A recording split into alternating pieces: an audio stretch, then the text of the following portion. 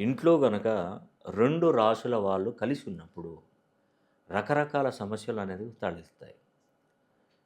నేను ఒక 25 సంవత్సరాల అనుభవంతో చెప్తున్నాను. 2 రాశుల ప్రభావం ఉన్నప్పుడు ఆ ఇంట్లో ఎదుగుదల అనేది కూడా స్తంభించిపోతుంది.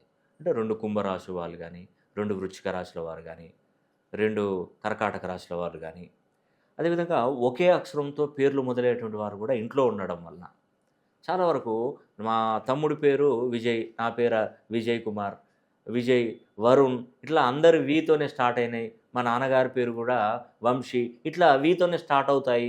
మేము కుటుంబం మొత్తం ఇలాగే ఉందంటే దానివల్ల ఏమవుతుందంటే పెద్దగా లాభం ఉండదండి. సంపాదించడం ఉండదు.